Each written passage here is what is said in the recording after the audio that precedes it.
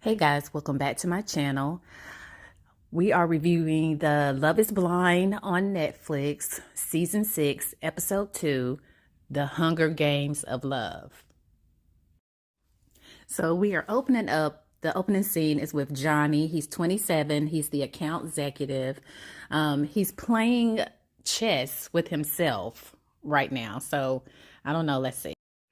We move over to Trevor and Matt. They're talking, which, mind you, Matthew is the one that doesn't talk a lot. He kind of separates himself from the rest of the group. He's very much an introvert. So they're kind of joking him a little bit about him talking so much and him having secrets. So let's see what they're going to say. So we're still in the men's quarters, and all the guys are kind of sitting around talking about who their number one is. And we meet really Jeremy, 31, construction department manager, for the first time. So he's saying that he has a really big personality, but we're in episode 2, and we haven't even seen him before. So I'm not sure if he really does have a big personality. They certainly have not caught it. Okay, so Jeremy and Laura go into the pods, and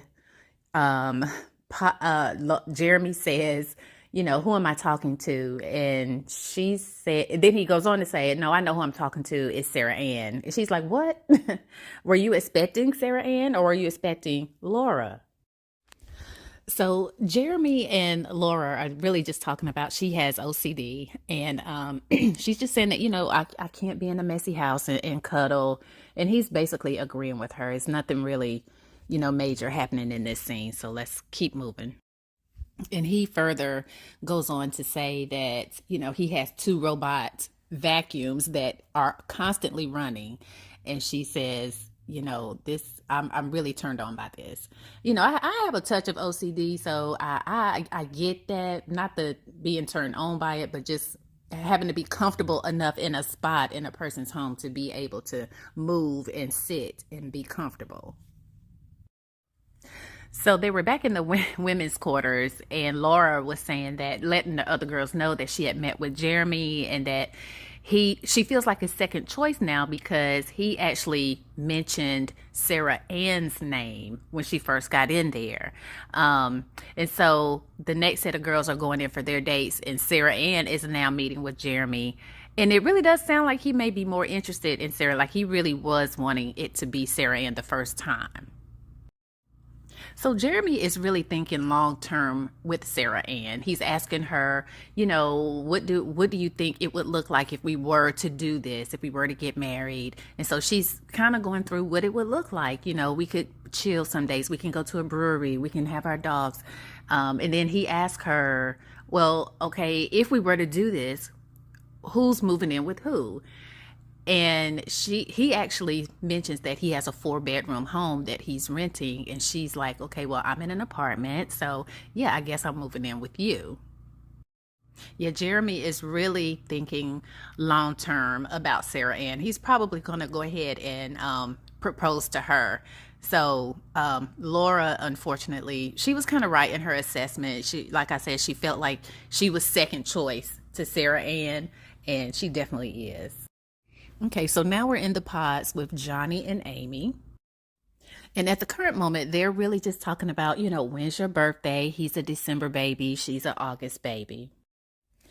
So they were talking about his birthday being close to Christmas. And she said, well, it's not really that close to Christmas, but her family celebrates something called Three Kings Day, which is in January. I have never heard of Three Kings Day. I'm going to have to look it up. If you celebrate Three Kings Day, put a comment down below and let us know. Let's talk about it down in the comments. So Nahi is singing now the Christmas song We Three Kings, and getting the words all the way wrong. Like all the way wrong. And I'm not even sure that's the same thing as Three Kings Day. But we're going to find out, because I'm definitely going to Google this. So they decide to go with some questions that they have in the room, and she's saying, okay, these are really good questions. And the first question is, what is your biggest fear? And so she goes on to talk about her brother, who is on the spectrum. He has autism and ADHD. So she basically is saying that, right now her dad is the guardian of her brother. And if something were to happen to her dad, then she would become the person that would be, responsible for taking care of her brother, which, she loves her family. She loves her brother so much, but she just wants to make sure that her husband would also love her brother and family as much as she does, because she would need some help with that. And so now, because she's talking so much about her brother and her family, she's getting a little bit emotional, right now in the pod. It is kind of a sweet moment because he does go on to say, of course he understands and he wants to hug her, and he understands because he has siblings as well. He was in the same boat. If something were to happen to the parents, then, he would also be responsible. So he understands. And that's really all she wanted to hear in this moment. Oh, that was sweet. Amy and Johnny had a really nice bonding moment in the pods over, families and how they feel about families and going forward. So now we are back in the women's quarters, and AD is talking and saying, I don't believe anything that these men say, because of course at the end of episode one of the other girls was saying that Matthew, which I believe is AD's first choice, was saying the same things to her that he was telling AD. Now, I don't know, because, AD is still talking about what Matthew was saying to her. He said verbatim to Amber. I just don't believe Amber. But, we're going to have to finish watching the episode to see, what really happened. I really did not see Matthew opening up to anyone like he opened up to AD. I really think Amber was being underhanded. And if that's not the case, I'm sorry, Amber girl, but at this point in the episode, it just seems like Amber was not being honest, and that maybe she had read in AD's book some of the things that Matthew was saying to her. So I don't know. I just really don't believe Amber. And I do believe that Matthew has made that connection with AD. And unfortunately, this whole situation is making AD reconsider Clay. And I'm thinking, although I'm all for Black love, I have to see how this plays out, because Clay, to me, is not, he's saying himself, he's with his own words, that he's not a good person. Girl, when somebody tell you who they are, believe them. And if you remember from episode 1, Clay was really wanting AD to tell him what she looked like he doesn't want even to move forward without really knowing. And this is not what the show is about. And AD is feeling like, I'm not here to tell you what I look like. So, I'm not here to tell you 5'5", thick thighs, brown eyes. I had to make a note of that because that was good. But now they are back in the pods. AD is in the pod with Matthew. And I want to know, is she going to confront him? I personally would. I would ask him, did you say this to this person? Put him on the spot. You have nothing to lose here.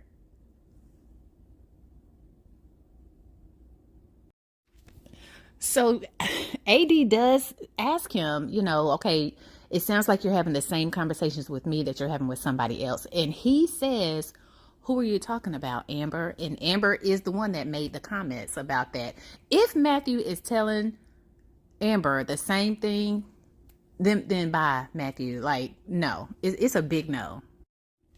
So he says right off the bat, that's not true. And now he's going to go ahead and explain what he did say to Amber.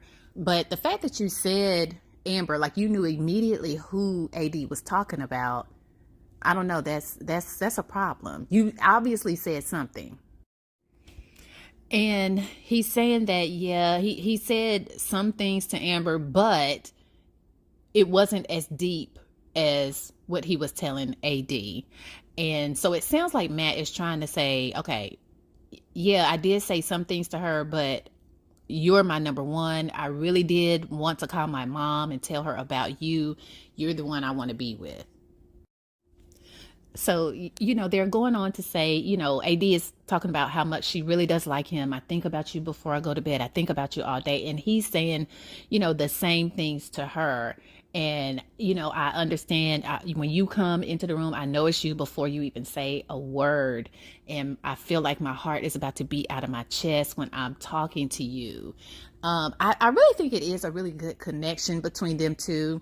And the purpose of the show is for them to date other people. So they have to know that going in. They may develop some kind of feeling about another person, but at the same time, they're seeing other people. So you got to keep that in the back of your head. You have to, however, you do have to pick the one person that you want to leave with. So Matthew is continuing to say, really just express his feelings about how, much he really does want to be with AD, and how the day before he had already asked her, let's leave right now, and we can still go on top of the mountain and I can propose to you out there. But of course they decided to stay on the show. But, he's saying right now in the pods with AD, if I had to make a decision right now today, I would choose you. And he goes further to say, I am going to make a decision tomorrow. So I really think he's going to ask AD. And I think AD really wants to be with him as well. Yes, they did have this hiccup. I don't know. Y'all let me know what y'all think about Matthew and AD versus AD and Clay. So Matthew leaves out of the pod. AD is still in the pod because now she has a date with Clay. Now, immediately, Clay is talking about how, he used to be a nerd, but he's manifested this, the person that he is today. And she's already kind of emotional from her conversation with Matt. I don't think it's a good idea for her to have an immediate date with Clay right after she has the conversation that she had with Matt, because she's already emotional. She's already in her feelings, but now she's talking to Clay, and I believe her feelings are going to get confused. Now, quite honestly, AD is mentioning to Clay, what happened between Amber and Matt in the conversation that Amber had with AD. And I would not have mentioned all of this to Clay. It's no need for him to know all of this information right now. Because honestly, I feel like that's just going to push him. Men are competitive. So I feel like that's just going to push him to propose first. And of course, Clay's response to all of this that AD is telling him is, are you into me or not? Because none of that has anything to do with me. And he was just literally pacing the pod, because I'm thinking the same thing. There was no need for her to tell him that. None. Okay, so he asked, well, who is this triangle? Who am I in a triangle with? And AD says Matthew. And at first Clay is like, Matthew, I don't even know. And then he realizes who Matthew is and is like, oh my God, really? See, this is where AD messed up at. She should not have mentioned any of that to Clay, because now Clay, like I said, men being competitive, who knows what he's going to say. Okay. Now, at the end of this pod scene between Clay and AD, I don't even know what to say here. All I know is that Clay really got up. I'm not going to say upset, but like I said, that competitive nature came out. He even said, my ego right now, I'm trying to keep, wants me to do one thing. I'm trying to, not go that route. He wanted to talk really negative about Matthew to AD, but again, I believe that's just a competitive thing. But AD really I personally feel like AD should not have mentioned all the things, because what was the purpose? What was she trying to do right here? So anyway, Clay went on to say that, okay, I still want to see you tomorrow. I'm good, even though, this is what you're telling me. I'm good. I still want to see you tomorrow, but she really doesn't say anything. And so he's like, okay, so this all you got? This is it? And she was like, I don't know what you want me to say, and he wants reassurance now. And she really couldn't give it to him. So that was the end of that pod segment. So of course, now we're back in the women's quarters, and AD is just coming off of her date with both Matt and Clay. And she's just talking to the girls about the emotional time that she had on both of these days in two different directions. But, with Matt trying to reassure AD, and then Clay, you know, I'm not gonna say he exploded, but he got a little up there. Definitely got a little up there. So um now she's in there talking to Amber, and some of the other girls are around too. And Amber is saying, he asked me to leave too. He asked about he said how much, my family is important to me. So Amber is confirming some of the things that was said that Matt said to her. And I don't know, let me go ahead and take a moment to apologize to Amber girl, because I really thought you was trying to do AD dirty. But it sounds like Matt is the villain in this case. And on the other side, in the men's quarters, we have Clay going back into the men's quarters, and he's talking about his date with AD. And, at first he said, I was kind of on a high, but after she told me about Matt, of course, now he's saying Matt is not even her type. He doesn't even talk. Like, what are they even talking about? How does he have an emotional connection with AD? It just doesn't seem right. And not only that, but he goes on to say, basically, he's saying Matt ain't even on his level. So now he's feeling a certain type of way because his quote unquote competition is Matt, somebody who is not equal to him. So after the pod scenes on both sides, we go, the quarters, the men's quarters and the women's scenes, we go back into the pods with Brittany and Kenneth. Kenneth is the 25-year-old principal, and Brittany is 24. Now, this is really the first time that we're seeing these two interact, but apparently the way they come in to each other, of course, it sounds like they've already been on dates with each other. We just haven't seen that. Production, please do better with, all of these people that we haven't seen and now we're being introduced later. We didn't even know Matt was talking to nobody but AD. So Brittany is used to be a teacher, and like I said, Kenneth is a principal. And so their connection, he really wanted to spend more time with her because they're in the same field, so they have a lot of the same passions, but she also loves God, and that's why he's saying, I really want to spend more time with her. So just for a little background, Kenneth is talking about how he had to grow up pretty fast, and when he was 12, his mom unfortunately passed from cancer, and he's saying that he really had to plan the entire funeral by himself. He wrote the obituary at 12 years old. Like, I cannot even imagine at 12 doing something like that. And Brittany is now talking about her father that passed away when she was 5, basically of alcoholism. So they're going on to talk about, things that they want in life. And she asked Kenneth if he, how many kids does he want? And he says at least 2, and she's in agreement with that. And then they talk about, what about twins? Kenneth goes on to say he would be fine with that. He has twins in his family. She has twins in her family. Yeah, if they get together, they're probably definitely going to have twins. Brittany went on to talk about a few devastating events that happened in her life and her family. But ultimately, I do think Kenneth and Brittany, they do make a good couple. They have a lot of the same interests. So that's a good start to any relationship. So Amy and Johnny are back in the pods. They're eating some sushi, and it really looks really good. Let me go make me some sushi. Let me go get me some sushi right now. So as they're talking, Johnny just really slips up and says, "I love you."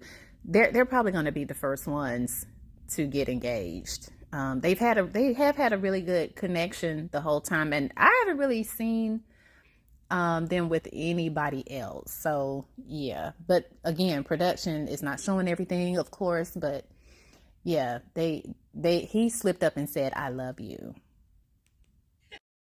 And she does say it back. He really confirms, yeah, I he didn't mean to say it, but he goes on to say, "I do love you." And after a few moments of her, giggling and being giddy about it, she said, "The feeling is mutual, and I do love you too." Aw. I'm definitely interested to see, what they look like together, because he seems kind of short. I mean, he may not be, and nothing wrong with, to our short brothers, but he just looks really short, and she looks like an average height. So it'll be interesting to see. We're back in the pods with Jimmy and Chelsea. So just to refresh your memory, Jimmy is the one who had the two connections. One connection he found out was Jessica. She has the 10-year-old daughter. And and then the other connection with Chelsea, where she's been married before. And he found both of those things out on the same day, back to back. So he was kind of in like this emotional tailspin. So they're just continuing their conversation, just talking about describing the perfect day. That's all. That's really all they're doing right now. So here we go again. The name of this show is Love is Blind, and she says, do you ever get told you look like a celebrity? And he says yes, and she says that she does too, and that she gets told all the time that she looks like Megan Fox. Ma'am, I no. And she goes on to say that she doesn't see it because no, you really don't. I'm not sure who's telling you that and why, but now he's excited. Jimmy is excited now because he thinks that she looks like Megan Fox. I mean, she's still a very beautiful woman, but I'm just saying I just personally don't think she looks like Megan Fox. But now Jimmy is excited and is like, okay, can we get married? The name of the show is Love is Blind. Now he has a picture in his head that Chelsea looks like Megan Fox, and she really doesn't. She's still beautiful. But I just personally don't think she looks like Megan Fox. So we're back in the women's quarters, and Jessica is getting ready for her date with Jimmy. And she's saying, she's down bad. She's literally crying. I don't know. Is this the fourth set of tears? We're only on episode 2. So now we're back in the pods with Jimmy and Jessica now. And immediately she's crying. She misses her daughter. But she also really, really, really, really wants a husband. Now I understand the purpose of this show is to, find a husband. But I think that what we can't do is let our overwhelming desire to find a husband make bad decisions. I mean, sometimes that can happen. So one of the things that Jimmy and Jessica talked about was they do have a commonality of adoption in their backgrounds. That's just one other connection that they had. And now we are back in the pods with Trevor and Chelsea, also known as Megan Fox lookalike. And I believe that for Trevor, Chelsea is his number one. Like, he really connects with her on a lot of levels.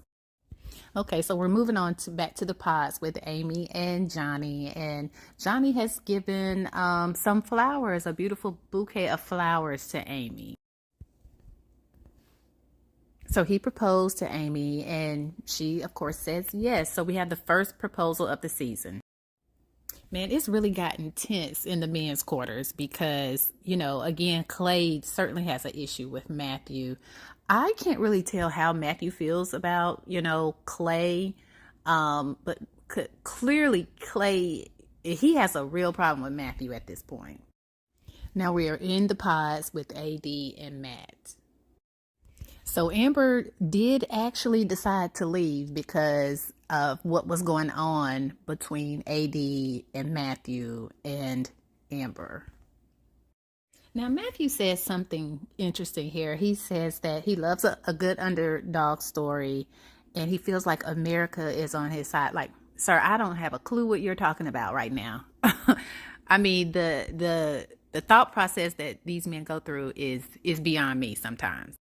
So Matthew asked AD, has she had any other connections? And she is honest and says yes. And he goes on to say, well, I don't think it's fair to you that, we can't commit to doing things the way you want to. So I'm done. Like, this is not how this is supposed to work, in my opinion. So AD poses a really good question because she says that you sound devastated because he is sniffling and crying a little bit. It's been a tough day, he says.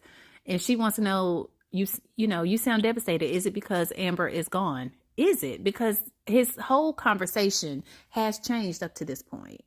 And he says that he feels like he broke someone's heart on national TV. So at this point, he is more concerned about what America thinks about him. So he goes back into the men's quarters and says, I'm done. I'm going to go get Amber. The confusion of it all. I mean, we really didn't even see much of the conversation between he and Amber in the beginning. And now we're at the end of episode 2 and he's saying, I'm done. I'm going to get Amber. He was upset that Amber had left. And, you know, even though he felt like, you know, he hurt her feelings on TV, he also hurt AD's feelings on TV. Oh, I feel like we were all bamboozled by this one. And we're down to the end of the episode, and we're at the scene where Johnny and Amy are going to meet face to face for the first time, and he's going to give her the ring.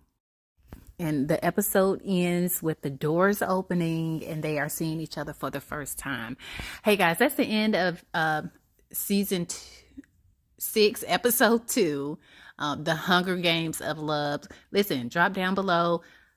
Let's talk about it. Let me know what you think. Beat me in the comments. Don't forget to like, comment, and subscribe. And I'll see you on the next video.